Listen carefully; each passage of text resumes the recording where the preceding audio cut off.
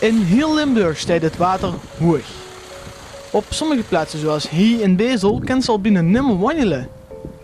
Ook in Ruiver, Zwamen en Asselt hebben de mensen last van het hoge water. Door de aanhoudende regen en de smeltende sneeuw in België en Frankrijk is het waterpeil van de Maas enorm gestegen. We staan hier op het moment bij de Huilbeek en ook hier kunnen we zien dat het water hier ontzettend gestegen is. Normaal is hier een fietspad en dat is nou helemaal blank van het water. Wat vindt u ervan? Nou, ik vind dat het water wel erg hoog aan het komen is. Hè? Het begint al bijna zo hoog te komen als in 1993. Kijk, daarachter staat het bord. En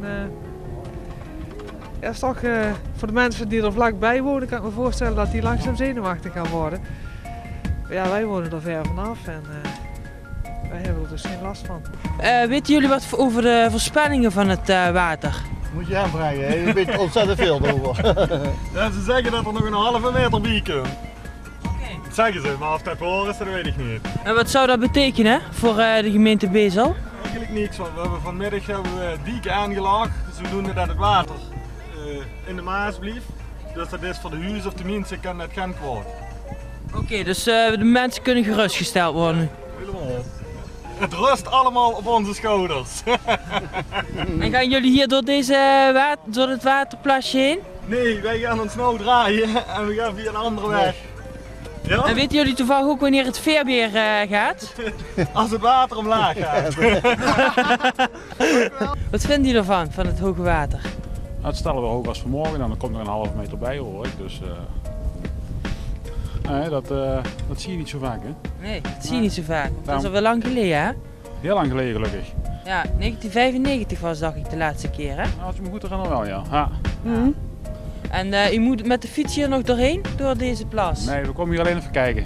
Oké, Dus ik waag het niet om daar doorheen te fietsen, nee, want dan krijg ik natte voeten.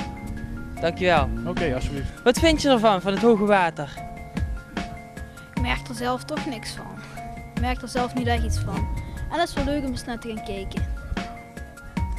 Dankjewel. Wat vind je van het hoge water? Ja, met name voor die kleine jongen is het wel spannend om even te zien. Dus... Wat vind jij daarvan?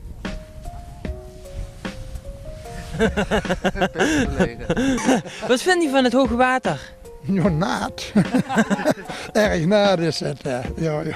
Oh ja, het hoge water, we hebben het toen in 95 en in 93 ook metgemaakt. Dus dat maakt ook zoveel niet doet. En het is bijna hetzelfde. Bijna hetzelfde. Ja, dankjewel. Wat vindt u van het hoge water? Nou, moet je daarop zeggen, niet zoveel hè.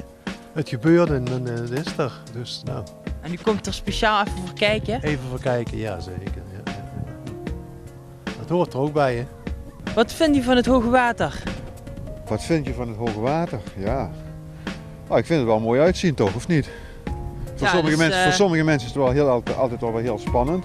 Mensen die aan het water wonen. Maar ik vind het zo wel mooi uit te zien, de uitgestrektheid en zo. Ja. Komt er speciaal voor kijken?